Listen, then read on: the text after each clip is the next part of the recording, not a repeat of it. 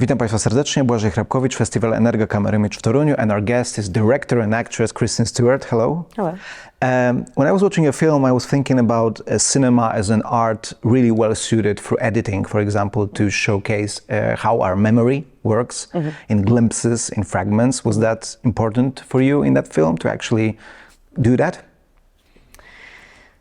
Yeah, I mean, our everyday lives are quite continuous and relentless. The way that we dream is in fragments. The way that we remember our lives is in flashes. And there is a sort of elliptical, cinematic nature that really just lent itself to this particular text, which is memoir.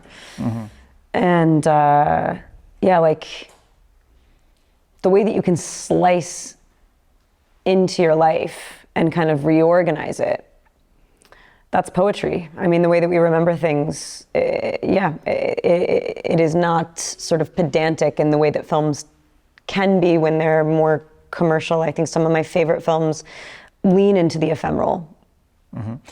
Also, I think that one of the central themes of the film is body.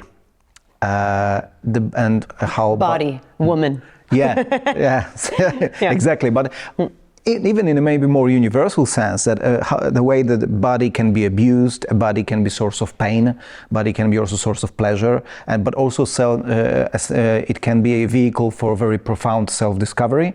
And I get a sense that it was also an important theme for you in the film. Yeah, I mean, our memories are physical.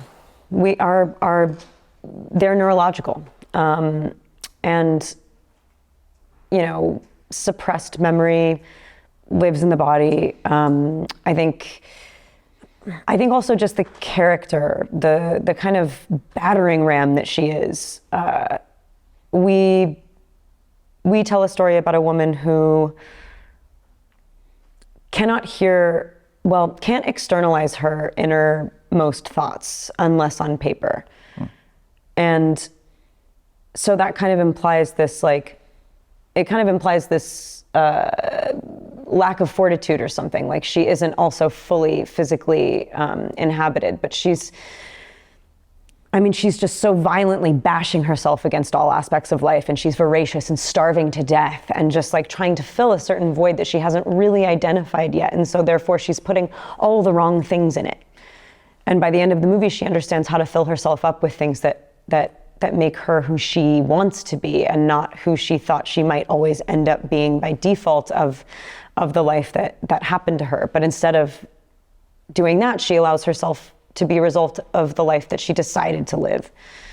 And that is a purely physical experience. And also there are just certain aspects of womanhood that are secrets and, you know, just fully denied. The pain, the seeping, the kind of the openness with which we walk around the world.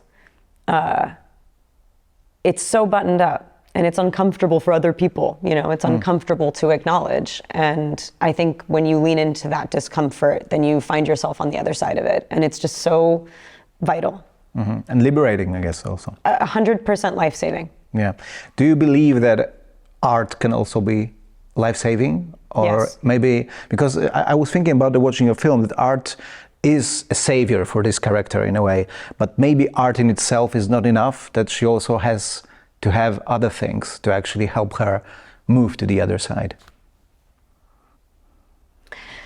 Well, I mean, so many things happen. She lives an entire life. It's like, you know, she doesn't just sit with her notebook all day, every day. Of course, the things that happen to her are then remetabolized and turned into her art. And then her art is sort of something that, you know, defines the way that she considers herself.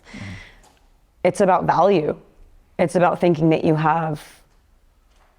deserve to express yourself. You know, it's a really loud existence. It's a distractingly loud world to live in when you're somebody who's experienced the things that she has, and somebody, even if you haven't experienced the kind of overt abuse that she endures, the world is just filled with imagery and ideas and prescribed stories that are quite specifically and critically designed to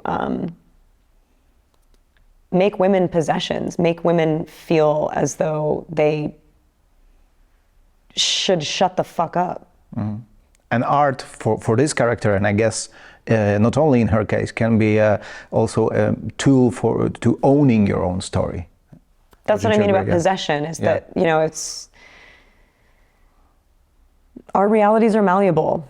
This movie was. I mean, that's why I think that this memoir really lent itself to cinematic terms, because she's an unreliable narrator, because she's trying to figure out how she wants to express what her life has been and what it could mean for other people and what the symbolism is. And so, you know, having the patience to watch her really excavate that voice and define it and watch it become composed and watch it become wise and then learn from it is, it's kind of just like watching, it's the birth of an artist and the birth of somebody who allows that art to, you know, lead them to not only salvation, but like, you know, her life is so full. I mean, it's not just about not dying. It's about living fully. And she really does that against all odds. I mean, she's somebody who's had such an incredibly dynamic and like stunning life. It's kind of like, you know, with every low that she's experienced, she's also achieving the congruent high. And so those extremities are honestly enviable, you know. Yeah. All right. Thank you very much for talking to us. Cool. Yeah, likewise. Thank you.